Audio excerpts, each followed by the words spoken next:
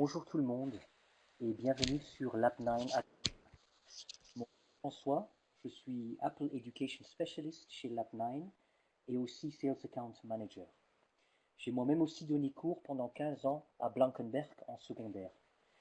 Depuis 2013 à peu près, je donne régulièrement des ateliers iPad dans la région flamande et parfois aussi dans la région francophone et à l'étranger aussi. En 2018, je suis devenu Apple Professional Learning Specialist. Ceci est le deuxième webinaire d'une série qui aura lieu presque chaque semaine jusqu'aux vacances d'été. La semaine dernière, nous avons parlé de la création d'exercices et d'évaluation avec BookWidgets. Le thème d'aujourd'hui, c'est Adobe Spark Pages, une page web comme extension du cours. Cette semaine, nous avons encore fait appel à Julien François. Julien est originaire de Nivelles, en Brabant wallon. Il est passionné par les nouvelles technologies depuis son enfance. Professeur de sciences depuis 2007 dans le secondaire inférieur, dans le réseau officiel. Il travaille actuellement à l'Athénée royal de Nivelles, où il est co-responsable d'un projet iPad one-to-one, avec actuellement plus de 1400 élèves équipés d'iPad. Il est également le responsable du Fab Lab, ainsi que du journal et de la radio de l'école. Il est formateur depuis mai 2018 comme Apple Professional Learning Specialist en Belgique francophone, et il est aussi Apple Distinguished Educator 2019. Nous avons présent ici aussi mon collègue Christophe Delbar, qui est lui aussi Account Manager chez Lab9, et Zeno, qui est responsable du marketing.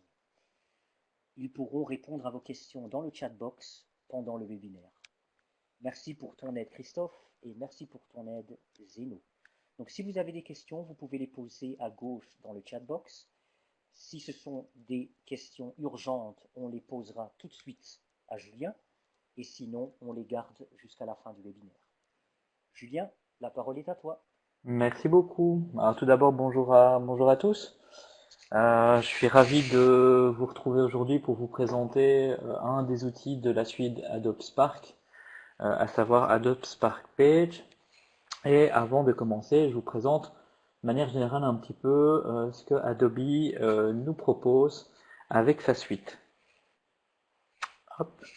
Ils tiennent un adage quand même qui est pour moi très très important et qui est défendu par Ken Robinson, c'est-à-dire que la créativité elle est très très importante dans le monde de l'éducation et qu'elle doit avoir une place euh, aussi importante finalement que d'apprendre à compter et à écrire.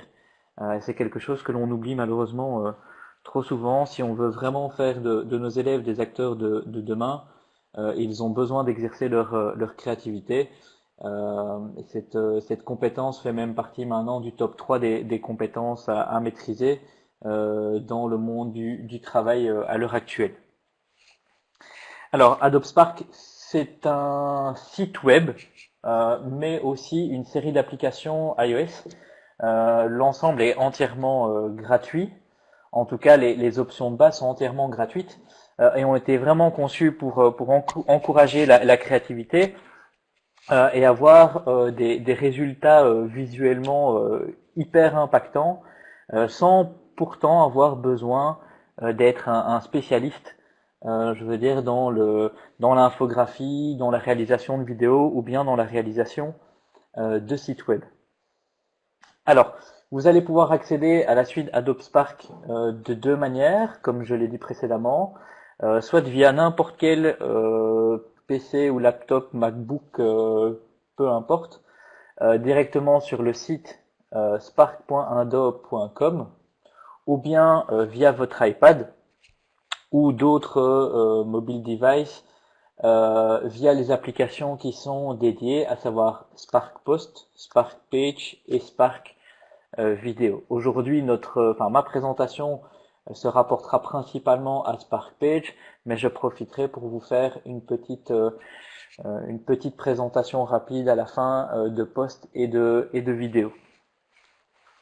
Alors, Spark, et c'est très très important, et c'est pour ça qu'il est intéressant de l'avoir aussi bien pour les enseignants que pour les étudiants, a vraiment été conçu pour que même les plus jeunes puissent l'utiliser, je vous ai dit, sans compétences techniques importantes. Et très facile donc à créer, mais aussi à publier et à partager aux autres. Alors, j'ai réalisé moi ici plusieurs exemples, notamment un que moi j'utilise dans ma classe. Je travaille dans comme l'a dit François, je travaille dans une classe un peu particulière qui est le Fab Lab de l'école. Et j'ai donc un règlement qui doit être connu des élèves. Euh, et je me trouvais dans une situation un peu particulière parce que euh, je savais que le règlement que j'allais mettre en place était un règlement qui n'allait pas être immuable. C'est-à-dire que j'allais devoir apporter des modifications au fil du temps et que je ne voulais pas à chaque fois devoir rééditer un nouveau règlement à envoyer éventuellement par mail ou autre aux élèves. Et puis pour les élèves où je n'avais pas forcément de contact, c'était difficile aussi de leur partager. Je me suis dit finalement le plus simple, c'était de pouvoir créer une page web sur laquelle j'allais retrouver les informations concernant le règlement et une page que j'allais pouvoir modifier assez régulièrement. C'est ce que j'ai pu faire donc grâce à Adobe Spark, page qui nous permet de créer des pages web, ce entièrement gratuitement et qui peuvent être modifiées dans le temps. Alors, l'avantage d'avoir utilisé le système ici sur le côté, c'est d'avoir créé en plus un QR code qui est à l'entrée de mon local, qui se trouve un peu partout, réparti aussi dans le local, et donc les étudiants peuvent scanner ce QR code qui les envoie directement vers la page web que j'ai créée grâce à Spark Page. Et cette page, évidemment, elle va pouvoir être modifiée dans le temps. Je vais pouvoir ajouter des informations, modifier des informations, voire en supprimer assez facilement, tout en gardant à chaque fois le même lien pour la page qui est très pratique. Mais je reviens en arrière. Mes élèves utilisent aussi assez régulièrement Adobe Spark Page pour réaliser de petits sites web qu'ils vont utiliser en réalité comme outil de présentation. Euh, Plutôt que de faire classiquement une keynote qui ne pourra malheureusement être lue que sur les appareils dédiés. Je pense par exemple, même si on peut les exporter en format en format PDF ou en format même PowerPoint, l'avantage de la page web, c'est elle garde son côté dynamique et je vais pouvoir y ajouter pardon, des éléments, des connecteurs, des vidéos et des images auxquelles je vais pouvoir accéder assez facilement. Alors, pour ne pas traîner sur les différentes parties qui sont ici, je vais tout d'abord basculer sur la page que j'ai mis en exemple, comme ça vous voyez un petit peu d'abord le rendu, hein, l'aspect final que l'on peut obtenir, et je vous montrerai chaque étape pour arriver à ceci. Donc c'est une simple page web que j'ai ouverte donc dans Safari, avec à chaque fois une image principale sur laquelle je vais avoir un titre. Vous voyez qu'en haut à gauche j'ai le petit symbole de Adobe Spark et à droite j'ai créé le vôtre, hein, donc créé votre page. Ces deux éléments là vont rester tant que vous êtes dans une version gratuite. Si vous voulez évidemment passer sur une version payante, vous avez la possibilité de faire partir ces deux petits éléments et un dernier qu'on trouvera en fin de page un peu plus bas. Alors je vous ai dit, l'avantage c'est que c'est très dynamique, hein. J'espère que vous n'avez pas trop de lag sur la recopie vidéo, mais vous voyez que le titre va venir se déplacer de manière assez élégante sur l'image. Alors vous avez évidemment des espaces de titres. Vous pouvez y insérer de manière très très simple des vidéos, notamment des vidéos provenant de YouTube avec un play qui est direct dedans, puis la petite croix pour refermer. Des images qui peuvent être sur lesquelles vous pouvez cliquer pour pouvoir assez facilement les agrandir, voire les enregistrer. Donc des blocs de texte avec système de puces, pouvoir faire du texte en gras. Alors des apparences d'image en box comme ceci, donc l'image est fixe, mais c'est le cadre qui est dynamique avec des commentaires dessus. Je continue, donc toute une série, tout de nouveau, ça c'est la même chose, c'est avec une image visible. Voilà tout mon beau règlement. Et je vais aller un peu à la fin. Voici le bas de page dans lequel vous allez retrouver de nouveau le logo Adobe Spark Page qui apparaît. Vous savez dire qui a évidemment créé cette page, liker ou pas. Je délike et puis je relike, ce qui est assez intéressant pour celui qui a créé la page d'avoir un petit feedback des gens qui peuvent la voir. Et puis ici je vous ai mis un exemple. Vous voyez que j'ai un cadre avec envoyer un mail à Monsieur François. Il suffit de cliquer dessus. Il est correctement configuré et vous voyez que l'élève qui va interagir avec la page peut automatiquement, juste en un clic, m'envoyer un mail à la bonne adresse. Donc je vous montrerai comment tout ça peut se configurer très très facilement. Donc voilà, c'est une page qui honnêtement m'a pris maximum 10 minutes à réaliser. La seule chose dont vous avez besoin, ce sont les illustrations à pouvoir y placer et le texte. Et sur la partie technique, honnêtement, je vous dis, c'est hyper simple. Alors, je vais aller sur le site de Adobe Spark. Tout d'abord,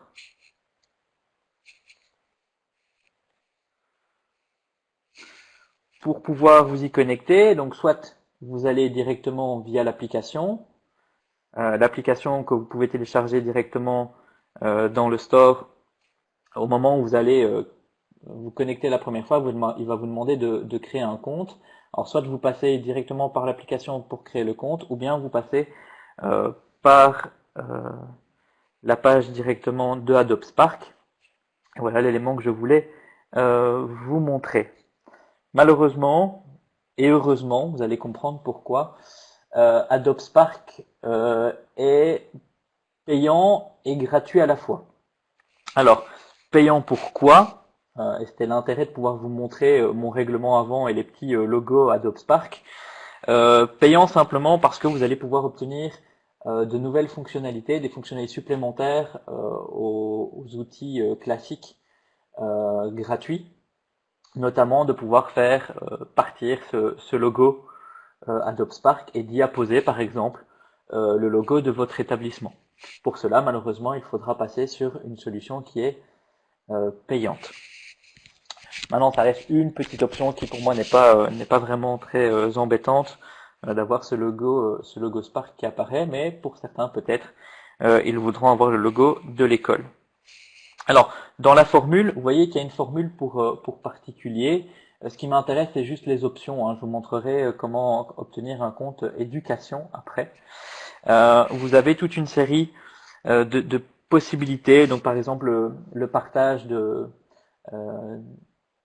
projets que vous avez édités entre plusieurs personnes. Donc, plusieurs élèves, plusieurs enseignants peuvent en même temps créer cette page. Un peu comme on a les modèles sur Pages ou sur Numbers. Ça fonctionne pratiquement de la même manière. Je vous ferai une petite démonstration par la suite. Vous avez des conceptions un peu particulières, supprimer les filigranes, comme je vous ai parlé, ajouter des polices supplémentaires qui peuvent être ajoutées à votre compte Adobe Fonts. Mais c'est pas forcément utile. Honnêtement, l'exemple que je vous ai montré juste avant a été fait avec un compte complètement gratuit. Je descends ici et vous voyez que vous pouvez avoir une proposition de programme gratuit pour l'éducation. Alors si je clique sur le lien, en réalité, on vous informe que le compte est entièrement gratuit si c'est à titre éducation, donc avec les fonctionnalités, je veux dire théoriquement payantes. La seule chose que vous allez devoir faire, c'est soit de contacter Adobe et demander d'avoir une console de déploiement pour votre établissement. Ou bien si vous avez déjà une suite Adobe dans votre établissement, simplement de rajouter Adobe Spark à l'offre et de créer les comptes évidemment à chaque fois pour chaque enseignant. Avant de prendre cette décision, évidemment, il vous propose de créer un compte personnel. Sachez qu'Adobe sont très regardants sur l'identification des personnes qui demandent des comptes éducation. Adobe Spark est la seule partie de toute la suite Adobe qui est vraiment entièrement gratuit pour le monde de l'éducation. Tout le reste est payant, même si c'est à tarif réduit. Donc voilà, moi je vous conseille d'abord, avant de vous lancer peut-être dans l'implémentation d'une console admin de chez eux, de commencer avec un compte personnel, et que si vous voulez vraiment avoir des pages plus personnalisées et de pouvoir travailler justement sur le travail collaboratif, vous pouvez le faire assez facilement. Ça va. Pour l'instant, je reviens sur la page de tarifs, vous pouvez essayer sans devoir mettre de carte bancaire ou autre les 2 mois offerts pour voir un petit peu comment ils fonctionnent. Ça va. Alors, pour se connecter, très simple, vous appuyez sur le en haut se connecter. Adobe offre une quantité de possibilités pour pouvoir réaliser cette identification, aussi bien avec un identifiant Google, Facebook, maintenant assez récemment l'identifiant Apple, soit en vous abonnant par mail ou si vous avez déjà un ID de chez Adobe. Et puis vous voyez qu'il y a un compte scolaire. C'est le compte que moi j'utilise évidemment pour pouvoir me connecter à la suite. Et donc j'ai un identifiant déjà prêt. À chaque fois que je change de browser, évidemment, il vous demande une vérification, donc je vais devoir remettre le code, je suis désolé.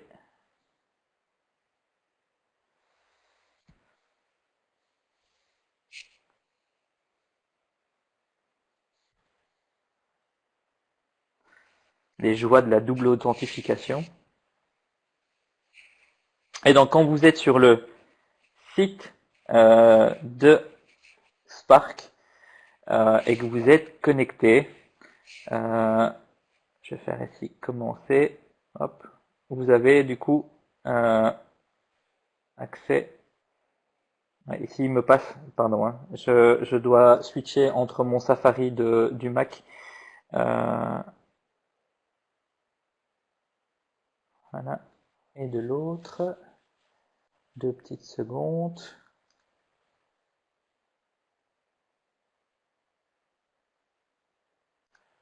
Voilà. Safari, partager. Voilà, quand vous êtes sur une version PC, voilà ce que vous pouvez voir apparaître.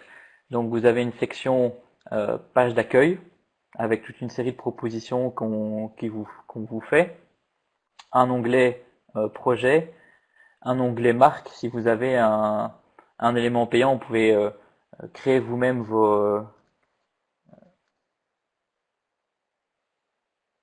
ah ben voilà, François a répondu. Vous avez donc toute une série de propositions, d'éléments que vous pouvez faire. Et là, c'est assez particulier quand vous êtes sur le site. Vous avez tous les types de Spark qui existent. Donc le page qui permet de faire une page web, le post qui permet de faire une illustration, une infographie, et le Spark vidéo qui permet de faire, comme son nom l'indique, une vidéo. Donc vous avez toute une série de propositions qui sont ici.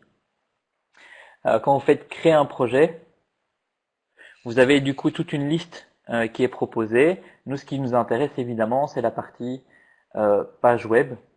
Et quand vous créez votre page web, vous avez donc l'outil Spark Page qui apparaît. Donc ça, c'est pour la version en ligne. Ce que je vais faire maintenant, c'est que je vais rebasculer sur l'application. Les deux fonctionnent exactement de la même manière. L'avantage que je vois à ce système d'avoir une version en ligne et d'avoir une version application, c'est que un étudiant qui malheureusement n'est pas en one-to-one, donc qui ne retourne pas à la maison avec son iPad, va sans difficulté pouvoir commencer son travail sur l'iPad à l'école et pouvoir le continuer à la maison sur n'importe quel autre support, PC, Mac, peu importe, et le faire en ligne. Ok.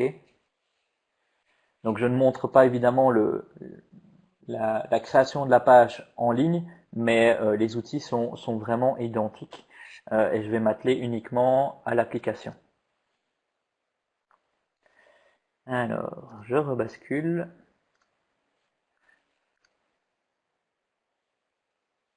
QuickTime, voilà.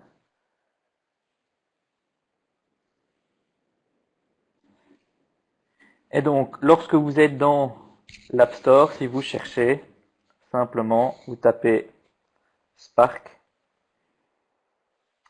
et vous allez du coup avoir toute la suite Adobe Spark. Donc, le post, le vidéo et un peu plus bas ici, le page. Ah, on m'indique que mon écran est à moitié. Hop. Voilà, j'espère que vous voyez bien tous mon écran. Voilà, désolé. Je vais ouvrir l'application. Et quand vous ouvrez l'application, il va bien sûr vous demander une première fois de vous connecter. Tous les réglages de l'application se font en haut à gauche dans l'engrenage. Et donc vous pouvez modifier le compte avec lequel vous travaillez. Vous pouvez même éventuellement avoir plusieurs comptes. Moi, dans mon cas, j'ai un compte formation, un compte personnel et un compte pour l'école. Et donc je n'aime pas mélanger l'ensemble, évidemment, parce que j'ai pas envie forcément que quand mes élèves travaillent sur un de mes comptes, ils voient ce que j'ai fait pour mon personnel ou pour mes formations. Et l'avantage, c'est qu'après, vous pouvez évidemment partager vos productions de l'un à l'autre. Vous pouvez vous abonner directement via l'application. Vous pouvez faire un achat in-app pour vous abonner à Adobe Spark. Attention, si vous le faites, pour pouvoir vous désabonner, vous devez passer par l'App Store pour pouvoir retirer justement cet abonnement. Alors, sans vouloir faire de mauvaise publicité pour Apple, les abonnements sont parfois, alors j'ai pas vérifié sur celui-ci, mais les abonnements sont parfois un tout petit peu plus chers quand vous passez par l'achat in-app, simplement parce que Apple prend un pourcentage sur l'abonnement, à voir si l'éditeur ou pas met un supplément aussi ou pas dans son offre. Mais comme ça, vous le savez. Alors, classiquement, vous avez déjà toute une série d'inspirations qui vous sont proposées. Alors, ça, quand on regarde comme ça parle pas beaucoup parce qu'on a une image avec un titre dessus. Pour bien faire, il faut à chaque fois prendre chaque élément. Je vais prendre le fly away par exemple. Je clique dessus, il va vous donner un aperçu du type de présentation qu'il vous propose, avec du texte qui est préétabli. Mais vous voyez ici par exemple une succession d'images avec donc une image avec un texte comme ça sous forme de, ils appellent ça glide show. Ça sert juste d'inspiration finalement pour pouvoir vous réaliser éventuellement derrière une page sur le même type de modèle. Mais ce n'est qu'une inspiration. Ok, je ferme. Pour pouvoir, donc vous avez une multitude de pages qui sont disponibles. Pour vous faire une idée, vous avez le rond plus pour pouvoir créer une nouvelle page, et vous avez un onglet Mes pages avec les pages que vous avez déjà pu créer, donc pour lesquelles vous pouvez revenir dessus assez facilement. Et comme je vous disais tout à l'heure, avec le petit onglet Like en dessous, mais, par exemple, si je prends le deuxième règlement Fab Lab, j'ai le nombre de vues sur ma page qui apparaît, donc le nombre de personnes différentes qui ont vu la page, et le nombre de likes que j'ai pu engendrer. Ok. Alors, pour pouvoir créer ma page, j'appuie simplement sur le plus. Je pense que mon écran frise un petit peu. Voilà, je pense que ça passe. Voilà. Et donc, l'écran se partage de la manière suivante. Vous pouvez faire un retour en arrière sur vos projets en retournant vers mes pages en haut à gauche. Puis vous avez en haut à droite une baguette magique. Alors cette baguette magique va simplement vous proposer des thèmes différents pour votre page. Puis, hop, vous appuyez dessus pour pouvoir le faire partir. L'engrenage vous permet simplement de supprimer ou pas votre en-tête et pied de page avec les logos Adobe. Évidemment, ici j'ai pris mon compte gratuit pour vous montrer. Évidemment, là, il vous propose de passer sur un abonnement. OK. Qui à la limite là est potentiellement intéressant parce qu'il est un petit peu moins cher. Et puis, vous avez un onglet juste à côté avec le petit play dedans, simplement pour avoir un aperçu de votre page. Évidemment, ici, pour l'instant, je n'ai rien, si ce n'est le bas de page. J'ai le fermé. Et puis, un onglet qui est grisé pour l'instant, qui est le partager. Vous ne pouvez partager votre page qu'à partir du moment où vous avez créé du contenu. Alors, première chose, je vais ajouter un titre. Pour cela, je clique simplement sur ajouter un titre et je vais faire, par exemple, webinaire Lab 9. Et vous avez la possibilité d'ajouter un sous-titre. C'est pas parce qu'on vous propose d'ajouter un sous-titre que vous devez obligatoirement le mettre. C'est à votre choix. Évidemment, si vous n'ajoutez rien là, aucun sous-titre n'apparaîtra. Vous n'aurez pas cette barre ajouter un sous-titre qui apparaît sur votre projet final. Ici, par exemple, je vais mettre la date d'aujourd'hui, le 7 mai 2020. J'ai juste mon titre. Après, je vais devoir créer mon illustration de départ, celle qui va apporter un impact évidemment à votre page et qui attirera évidemment l'œil. Je vais cliquer sur photo, là où se trouvait le petit plus, et là j'ai plusieurs possibilités. Soit je vais rechercher des images qui sont gratuites. L'avantage c'est que vous avez une pléthore d'images gratuites à disposition.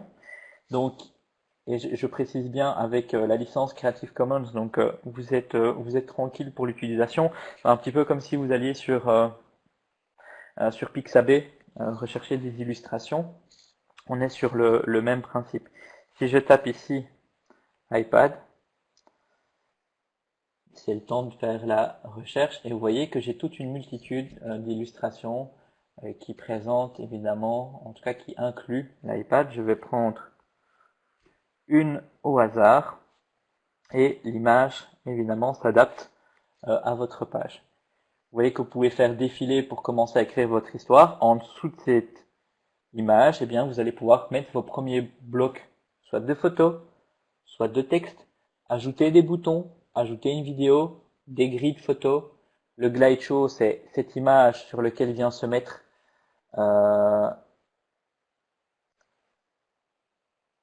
je vois les notifications en même temps.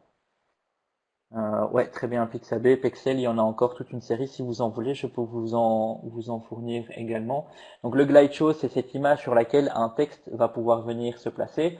Et vous allez pouvoir scinder votre page d'un côté de l'image et de l'autre côté du texte. Je reviens en arrière. Si je reclique sur mon image, vous voyez que je peux modifier plusieurs choses. Je peux modifier le point focal. Donc c'est le point sur lequel va se focaliser évidemment l'image.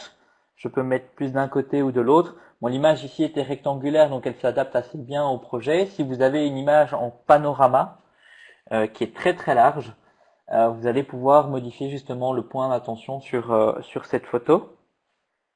Puis vous faites simplement terminer. Vous avez un aperçu aussi en mode portrait, donc quand vous êtes sur un smartphone de votre page, ça c'est assez intéressant. Donc si je veux voir absolument l'iPad sur mon smartphone, quand j'ouvre cette page, eh bien je suis obligé de placer mon point focal évidemment sur l'iPad. Si je le place sur le côté, ben on ne verra pas grand-chose. Écran à moitié. Désolé, hein, hop, voilà. Je pense que c'est bon. Vous voyez tout l'écran? C'est bon, François? Je sais pas si on voit. Ok, super. Donc ça, c'est un point important, hein, surtout si vous voulez que les étudiants puissent éventuellement montrer les pages web qu'ils ont créées à leurs parents. Je trouve ça c'est assez sympa de jouer sur ce point focal et de leur expliquer comment ça fonctionne. Quand vous êtes OK avec votre point focal, vous appuyez sur terminer. Toujours en appuyant sur la photo, je peux la remplacer.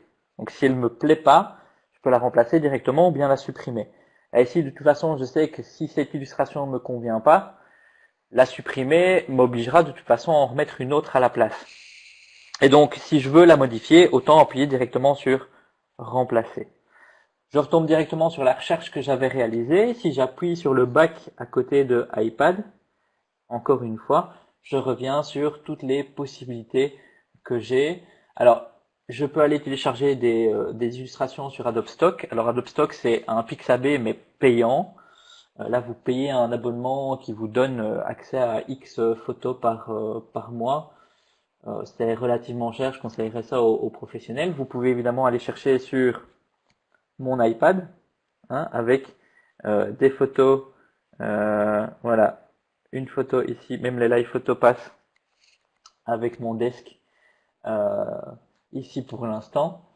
Je peux choisir aussi de prendre directement l'appareil photo, hop, et de vous faire une photo de ce qui se passe pour l'instant et de l'utiliser. C'est-à-dire qu'on peut, c'est de la création vraiment en direct, hein, et ça, les élèves ils adorent parce qu'ils n'ont pas besoin d'aller prendre les photos à l'avance puis seulement de rédiger leur site. Pendant leur activité, ils rédigent directement leur site. Vous pouvez imaginer, évidemment, il faut une connexion internet hein, pour pouvoir le faire, mais n'importe quelle activité d'actualité dans l'école, l'événement en train de se passer, par exemple la porte ouverte, vous avez des étudiants avec l'iPad, ils veulent faire une page web simplement pour montrer ce qui s'est passé à la porte ouverte, et ils peuvent prendre directement les photos en direct pour faire leur présentation. Annuler. Vous pouvez aller chercher des photos si vous êtes sur Creative Cloud, donc si vous avez des photos, que vous avez travaillé sur Photoshop, sur Lightroom, accéder directement à votre Dropbox, à votre Google Photos, à votre Google Drive, c'est sans difficulté. Ça va. Je vais laisser cette illustration là pour l'instant, elle ne me dérange pas. Une fois que j'arrive sur la suite, donc j'ai mon accroche qui est faite avec ma photo et mon titre qui doivent être impactants. Je vais pouvoir choisir, par exemple, de mettre du texte, une zone de texte. Et là, je peux taper ce que je veux. Ouais, test. Au-dessus, alors je ne sais pas si vous voyez encore mon écran. J'ai pas l'impression qu'il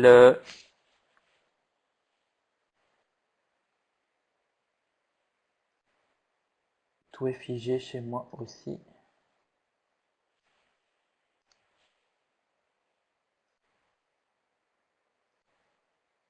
Non.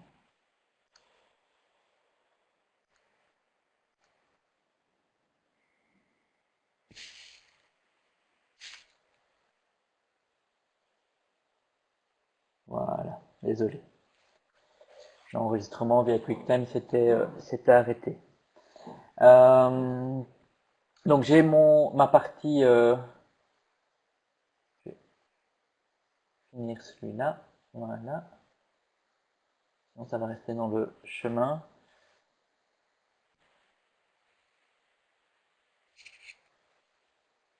Désolé, c'est indépendant de ma volonté, mais Adobe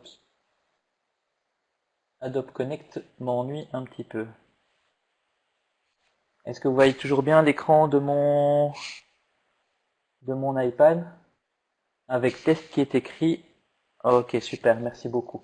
Alors, quand vous êtes occupé à éditer du texte, vous avez une partie édition du texte qui se trouve au-dessus. Donc, vous pouvez travailler avec H1, c'est simplement, je vais supprimer ici. Si vous appuyez sur H1, vous avez un titre très grand, H2 un titre un peu plus petit. Vous avez les guillemets pour pouvoir y ajouter une citation. Et quand vous n'avez aucun des trois qui est coché, votre texte est simplement en mode normal. Donc, vous avez trois modes, le H1 pour le grand titre, le H2 pour le titre moyen, les guillemets pour la citation. Vous avez la possibilité de travailler avec des puces. Et donc, dès que vous sautez, vous passez à la ligne, vous avez directement la puce suivante qui va s'insérer. Si vous souhaitez avoir tout le bloc avec des chiffres plutôt qu'avec des puces, il suffit de cliquer sur la liste avec les chiffres plutôt qu'avec les puces. Et si vous ne voulez aucun des deux, là le problème c'est qu'il le fait, il adapte ligne par ligne. Donc si je reviens sur l'autre, je dois le retirer et vous voyez qu'il crée deux blocs de texte. Ok.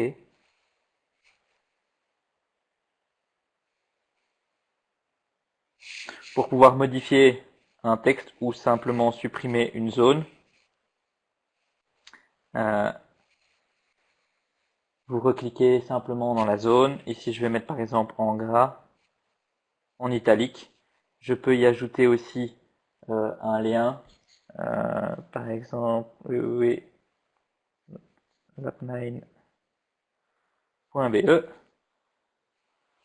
Et donc c'est un lien qui sera sur lequel je pourrai cliquer sur la version définitive. Et puis je peux justifier mon texte, le centrer, le mettre à gauche ou à droite. Alors avant d'aller plus loin, vous voyez que j'ai des petits plus entre chaque bloc. Vous allez évidemment perdre ces petits plus par la suite parce que ces plus permettent simplement d'ajouter des éléments. Donc entre chaque bloc, vous pouvez insérer d'autres blocs sans difficulté. Vous pouvez prendre un bloc et le rajouter ici, hop, sans souci. Maintenant, il est compliqué de pouvoir, enfin, il n'est pas possible de pouvoir prendre un bloc et de le glisser et de les réarranger dans un certain ordre. Donc ça c'est quelque chose qu'il faudra tenir bien à l'œil, c'est que dès que vous mettez les blocs de manière successive, vous pouvez en insérer devant, vous pouvez en insérer après, mais vous pouvez pas modifier cet ordre en faisant un glissé.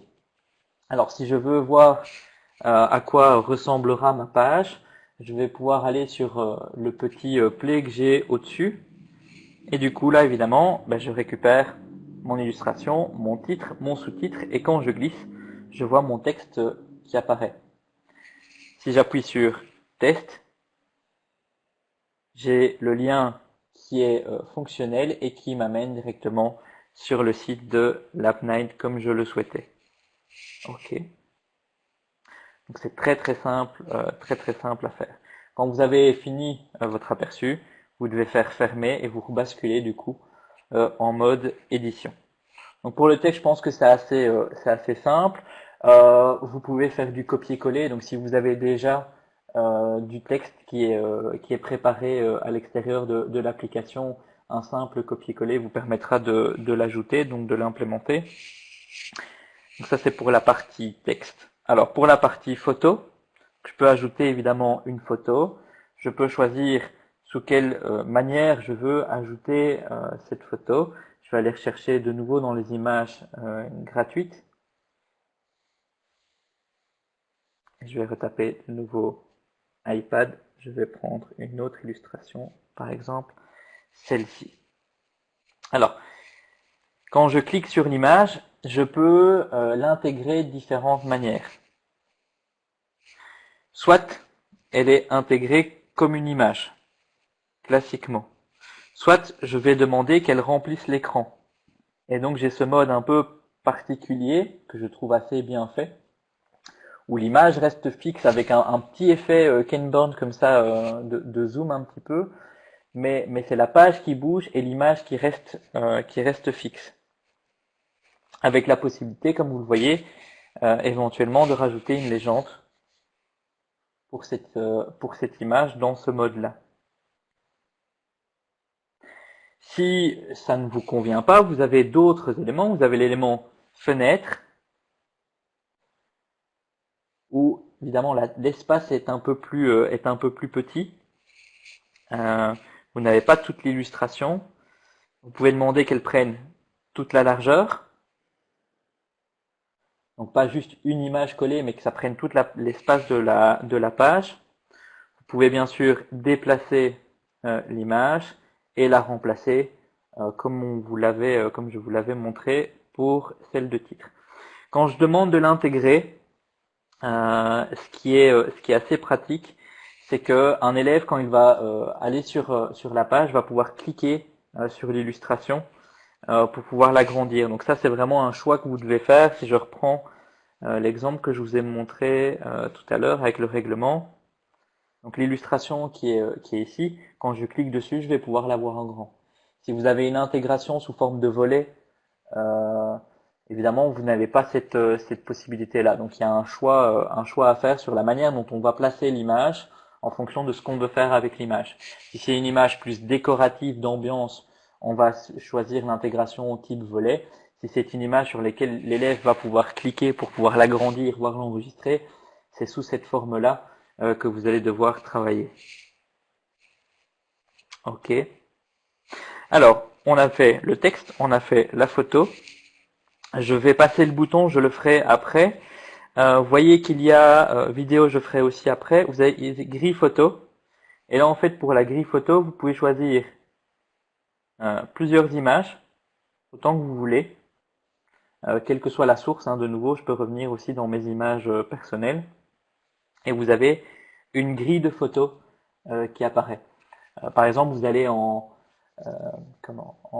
excursion avec les élèves, ils prennent toute une série de photos à un endroit. Vous pouvez bien sûr compiler du coup toutes les images concernant ce lieu-là sous forme de grille, ce qui fait une présentation, je trouve, assez professionnelle et assez claire, avec une grille blanche qui sépare bien les photos, et vous avez la possibilité d'ajouter une légende. Ici, vous avez un petit point d'info qui vous dit simplement d'où vient l'image au départ. C'est simplement pour respecter évidemment les droits d'auteur liés aux images utilisées. Et puis, vous avez le Glide Show. Alors, le Glide Show, il vous met un tuto à chaque fois pour pouvoir l'utiliser. Va-t'en Glide Show. Voilà. Donc vous pouvez revoir le fonctionnement sans souci. Je vais rechercher de nouveau une image iPad. Prendre celle-ci. Voilà. Terminé. Et vous voyez qu'ici en fait vous avez cette image qui apparaît. Alors ça ressemble un petit peu à la légende de tout à l'heure, sauf qu'ici l'image prend vraiment tout l'espace, et vous allez pouvoir éditer un vrai bloc de texte, mais dans ce bloc vous allez pouvoir y ajouter une photo, un bouton sur lequel vous pouvez cliquer, et aussi une vidéo. Donc ça ressemble un petit peu à ce que je vous ai montré précédemment avec l'image et la légende, sauf que la légende indique bien ce que ça veut dire, c'est que je peux mettre qu'une légende sous forme de texte. Avec le mode Glide Show, en réalité, c'est vraiment prendre un espace de votre page qui sert de fond, qui est l'image, sur lequel vous avez un box dans lequel vous allez pouvoir mettre du contenu divers, la photo, le texte, le bouton ou la vidéo. Donc je peux remettre une photo si je veux, même à cet endroit-ci, ajouter la légende, ajouter du texte. Je peux vraiment faire ce que je veux. Ça vous permet d'avoir vraiment une quantité d'informations beaucoup plus importante qui apparaît sur la photo qui est en fond. Ok. Vous avez scindé la mise en page. Vous pouvez mettre du coup une image d'un côté et vous pouvez mettre ce que vous voulez de nouveau de l'autre. Photo, texte, bouton et vidéo sur le même principe. Alors, je vais essayer de gagner du temps. Je vais pas vous le montrer. On clique sur ajouter une image et on choisit l'image. Ici, évidemment, sur le côté, je peux rajouter du texte. Et donc, j'ai les deux qui se scindent. Si vous choisissez de basculer l'image de l'autre côté, vous avez le petit bouton au milieu. Donc, vous cliquez dessus, vous avez un basculement qui se fait automatiquement. Donc, vous voyez, sans grande connaissance sur la création de pages web, vous pouvez avoir des modes de présentation qui font super pro, qui sont super impactants, qui donnent envie, évidemment, de regarder. Et puis, les deux derniers éléments que je voulais vous montrer dans la création de cette page, c'est l'implémentation de vidéos. Alors, vous pouvez ajouter une vidéo qui est déjà en ligne. Donc, soit à partir de YouTube ou à partir de Vimeo ou de Spark Video si vous avez réalisé des vidéos avec l'application Spark. Alors, vous avez juste besoin de remettre l'URL. Pour ceux qui éventuellement ont encore quelques petites difficultés à récupérer l'URL d'une vidéo YouTube, je vais vous montrer comment aller la récupérer. Donc, je vais aller sur l'application YouTube. Je vais aller sur la chaîne de l'école. Ok, j'y suis.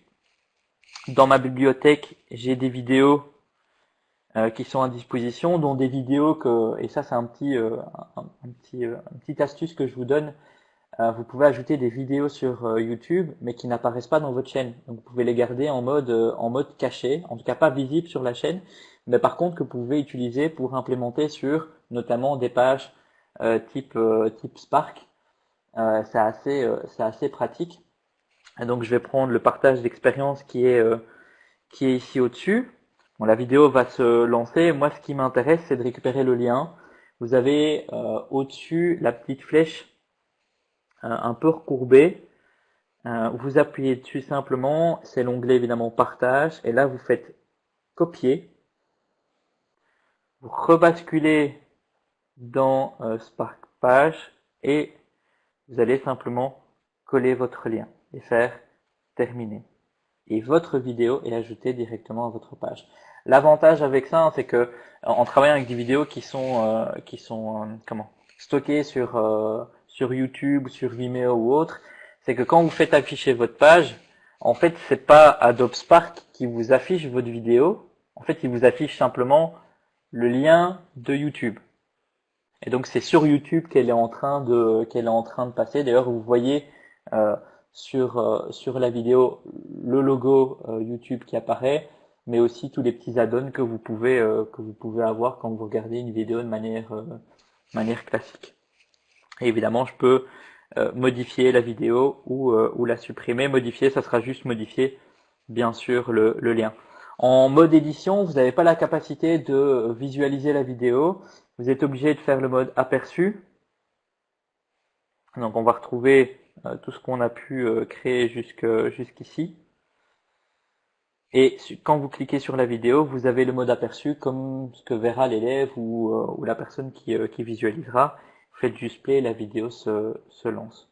Pour pouvoir ressortir, vous cliquez sur la croix et c'est terminé. Voilà.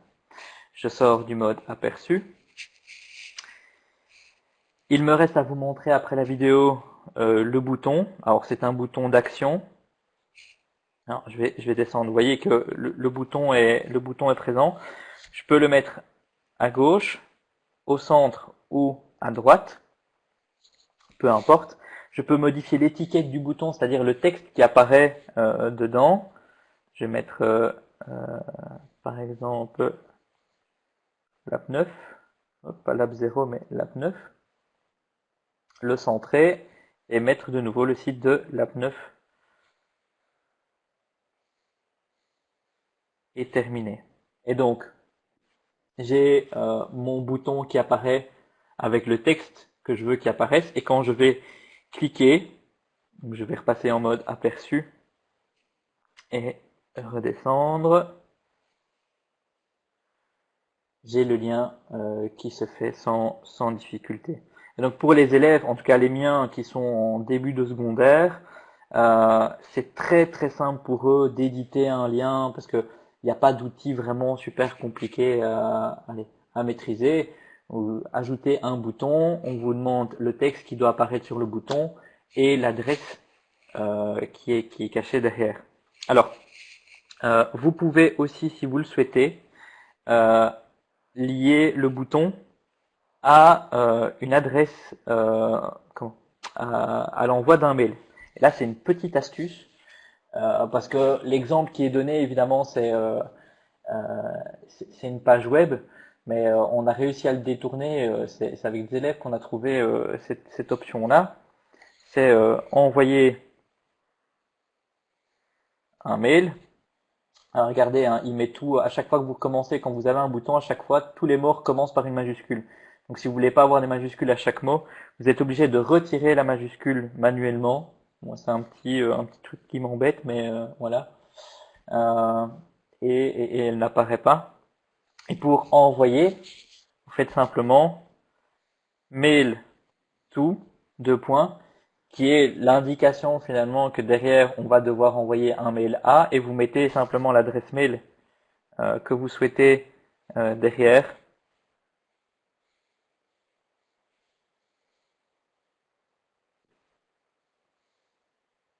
Terminé. Et alors, quand je vais faire l'aperçu,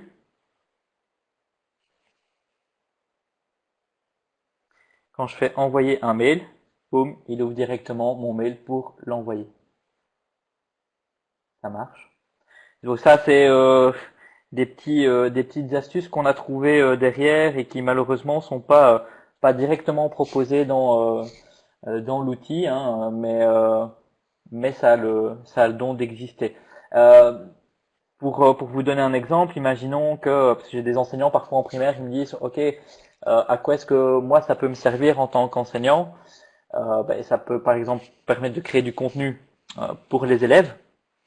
Euh, une page sur laquelle je vais avoir du texte, des images, etc. Et toute une série de liens sur lesquels on va pouvoir les rediriger pour apporter des compléments d'information. Mais je pourrais aussi avoir une espèce de circulaire qui est envoyée aux parents.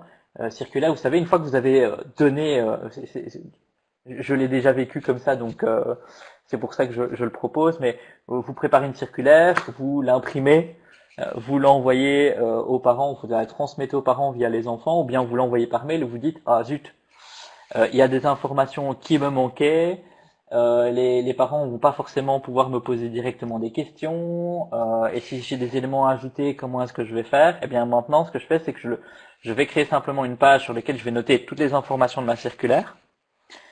Étant donné que je vais pouvoir modifier cette page autant de fois que je veux, du moment que les parents ont une seule fois le lien, la page, elle, pourra être modifiée par la suite, et ils vont pouvoir me répondre directement sur un mail spécifique, hein, assez facilement. Par exemple, si je leur demande de confirmer, si je crée une adresse mail pour le repas tartiflette des classes de neige, je peux créer une adresse mail ou un lien directement pour l'inscription au repas, spécifiquement directement sur la page. Et ça marche très très bien.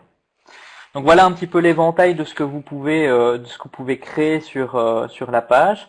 Alors la seule chose peut-être qu'on aurait pu attendre, c'est d'avoir une indentation de pages qui sont derrière. Malheureusement, ça c'est pas possible. Donc c'est une page seulement. Vous n'avez pas la possibilité de créer un menu pour aller vers différents éléments. Ok, donc c'est pas plusieurs pages sur lesquelles vous pouvez basculer de l'une à l'autre. Petite astuce aussi, parce que c'est vrai que j'avance dans mes explications et j'oublie de donner des informations. J'ai des boîtes avec du matériel dans ma classe, les imprimantes 3D, etc. Enfin voilà, toute une série de matériel. Pour chaque, je devrais avoir un tutoriel ou une fiche explicative sur comment l'utiliser, quelles sont les consignes de sécurité. Avant, je faisais une feuille que je plastifiais et que je laissais soit dans la boîte ou à côté de la machine. J'ai complètement arrêté de faire ce système-là. J'ai à chaque fois, pour chaque élément dans ma classe, un QR code qui renvoie à une page Et cette page me sert de protocole ou de guide pour le matériel. Et donc je peux le modifier quand je veux. Si je m'aperçois que j'ai pas mis assez d'informations, mais du coup je vais pouvoir le changer. Et les élèves ont juste à flasher le QR code. Et ça c'est un gain de temps et de papier, mais énorme. Alors une fois que vous êtes content de votre production, vous allez pouvoir partager euh, la page que vous venez de créer. Donc par défaut, à chaque fois évidemment que vous modifiez quelque chose, il y a un enregistrement automatique qui se fait. Donc vous ne devez pas craindre de quitter l'application et de se dire si je l'ai pas partagé au moins une fois, j'aurais perdu tout le contenu. Non, ça s'enregistre automatiquement sur votre compte.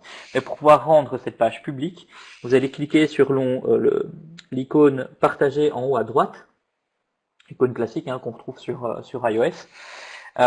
Et vous allez pouvoir donc paramétrer plusieurs choses. Déjà choisir la catégorie dans laquelle vous trouvez. Donc vous avez professionnel, formation, événement, autres.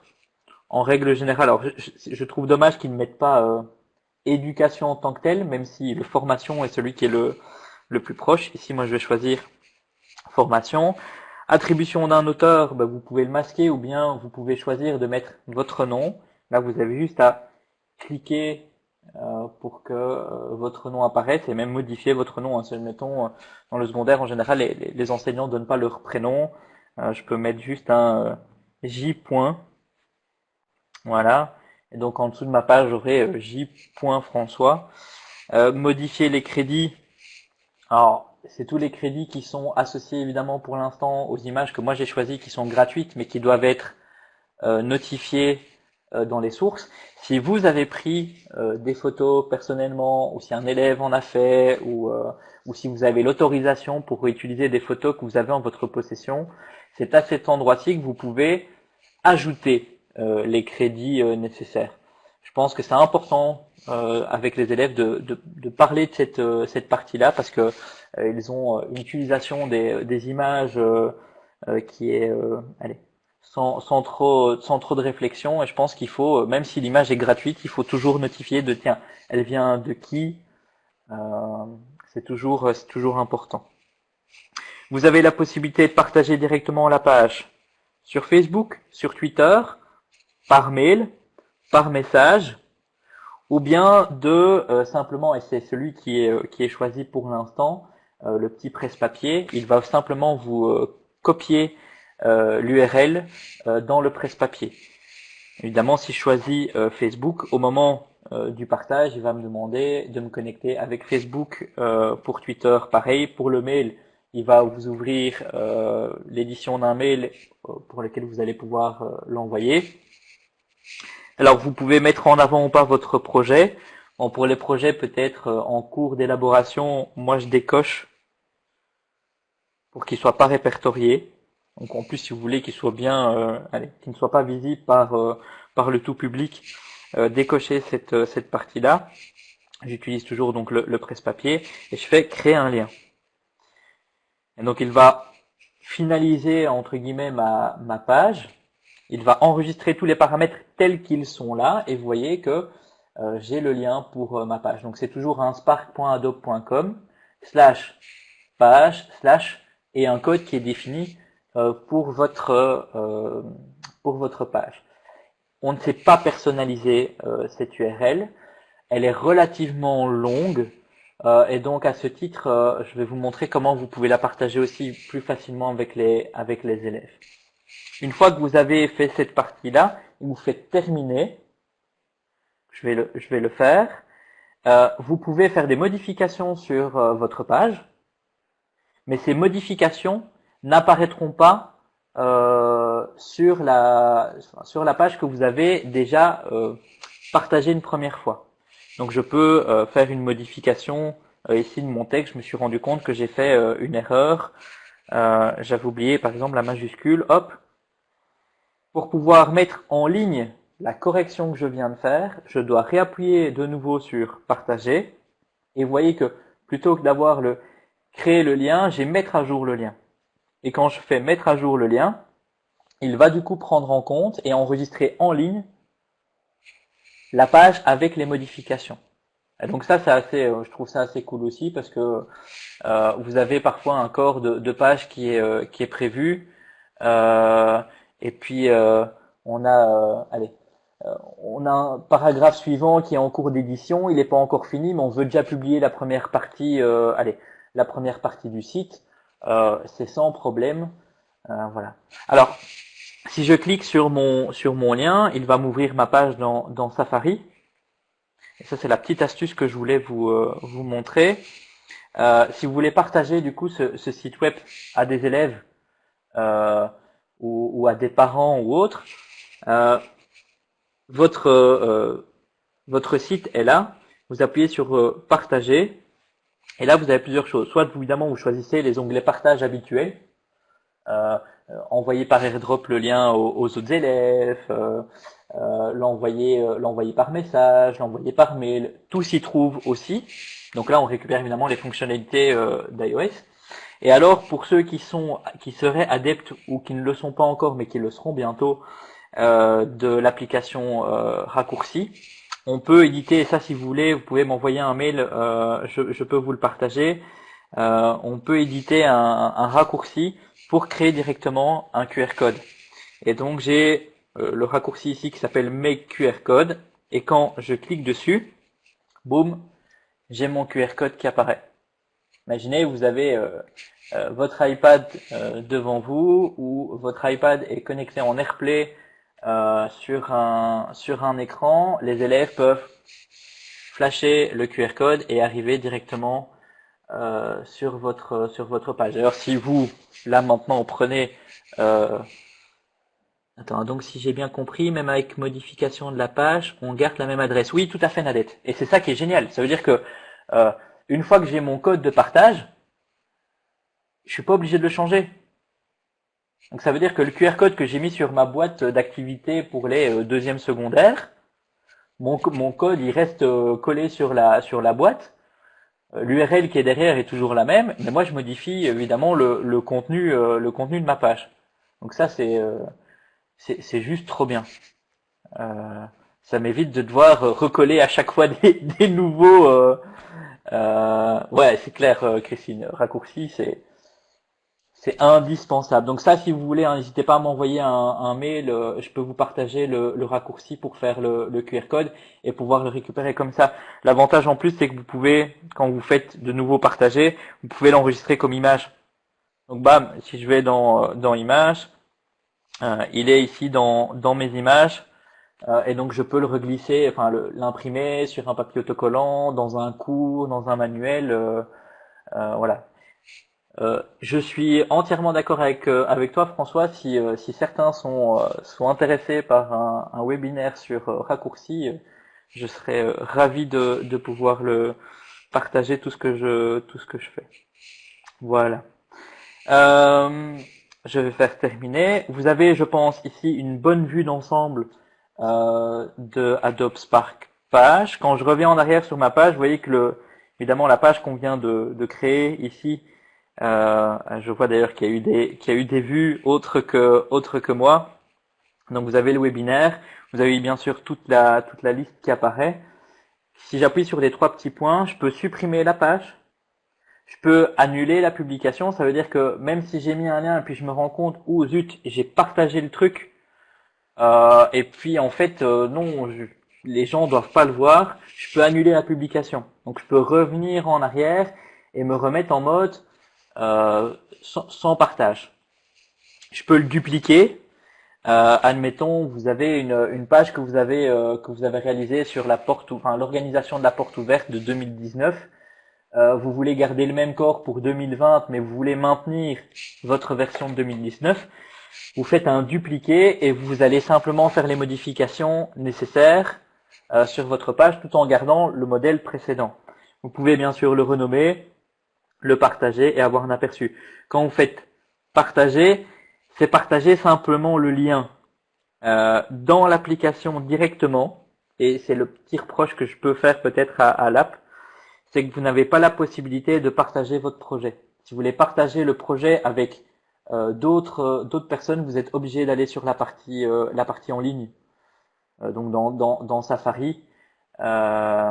Alors actuellement, il n'y a, à ma connaissance, pas de limite sur le nombre de projets. Je pense que le seul retour en fait qu'on a par rapport à Adobe Spark, c'est que il y a la pub évidemment sur chaque page hein, pour inciter les gens à créer leur page. Et ils ont fait un vrai focus, en tout cas financier, sur les professionnels. Donc les gens qui ont une petite boutique en ligne ou quoi et qui voudraient faire quelques pages de temps en temps pour des événements. Mais ils ont vraiment mis en avant cet aspect gratuit pour le monde de l'éducation. Et je pense que vous avez pu remarquer qu'il y a quand même énormément de fonctionnalités, même pour l'ajout d'images gratuites. C'est assez bien fait. Voilà. Après, oui, vous pouvez avoir des fonctionnalités un peu plus importantes en passant sur le mode payant, mais pour moi, en tout cas, pour les écoles, c'est pas forcément nécessaire. Voilà. Alors, je pense avoir fait le tour de l'application. N'hésitez pas si vous avez des questions même par la suite par mail, j'y répondrai. Je voudrais simplement vous montrer. J'ai une Oui, question. oui, Euh, dis-moi. Il y a Ahmed qui nous pose la question, est-ce qu'on peut à peu près comparer l'application à Microsoft Sway? Sway est une application de Microsoft pour faire des bulletins d'information, des Oui. présentations et des documents. Je ne sais pas si on peut comparer Alors, Adobe Spark à ça. oui et non. Je pense que dans Sway, il y a beaucoup plus de possibilités sur des graphiques, des choses comme ça qu'on peut ajouter. Si je dis pas de bêtises à ma connaissance. Je t'avoue que je n'utilise pas. J'ai très peu utilisé Sway. Maintenant, je trouve que l'infrastructure, en tout cas le mode de présentation sur Spark est hyper intuitif pour les élèves. Il y a très peu de choses à paramétrer et du coup, on gagne vraiment du temps. Je pense que quand on parle de créativité avec les élèves, bien souvent, on s'obstine à vouloir leur apprendre de la technique, alors que c'est pas la technique qui importe ici dans la page, c'est le contenu qu'on va y placer. Donc c'est le choix des illustrations, c'est la suite du texte, etc. C'est ça la créativité de l'élève. J'ai pas besoin qu'il soit super bon en rédaction HTML, en toutes les options qu'on peut trouver dans des applications beaucoup plus complètes et complexes. Donc voilà. Euh, Ok, merci. Ça va. Et alors, je termine avec ça. Si vous regardez les applications Post et vidéo, en fait, quand vous ouvrez Spark Post, vous pouvez créer des petites infographies. Et le mode de présentation, vous allez voir, est assez similaire à ce qu'on va retrouver au niveau de Spark Page. Et donc, on est les élèves, une fois que moi j'ai fait les premières pages, ils passent sur les infographies et ils sont pas perdus parce qu'ils sont dans le même mode de présentation. Et on a la même chose avec vidéo, même si vidéo, je pense que avec iMovie ou avec Clips, on sait faire euh, bien mieux.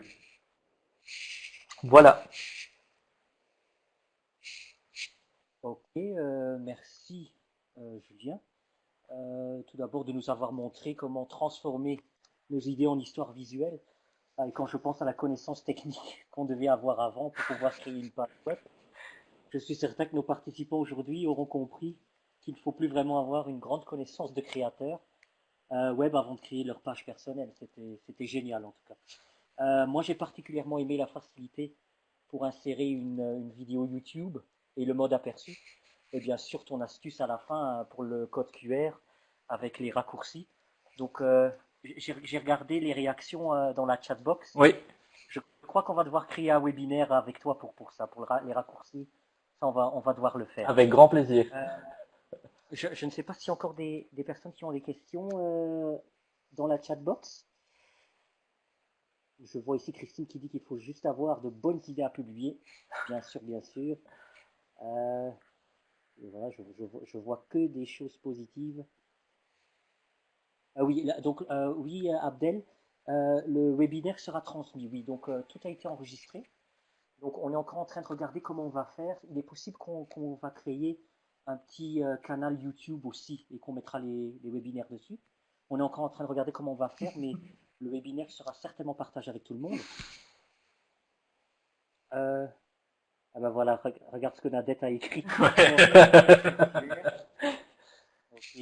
Là, si vous voyez mon Super. écran, j'en ai plein, hein. Et encore, ils sont pas tous affichés. Donc voilà. Super, super. Bon, on va organiser ça. En tout cas, je te remercie encore une fois. Je remercie tout le monde d'avoir été présent. Et je donne rendez-vous à tout le monde la semaine prochaine parce qu'à ce moment-là, il est parmi nous, Abdel. Abdel va nous faire un petit webinaire pour la création de capsules pédagogiques à l'aide de clips. Donc, on va apprendre à faire des petites vidéos. Donc merci Abdel déjà en avance pour la semaine prochaine. Et je n'ai qu'à dire que tout le monde s'inscrive, quoi. Hein, donc on se verra la semaine prochaine. Merci beaucoup. Merci à tous.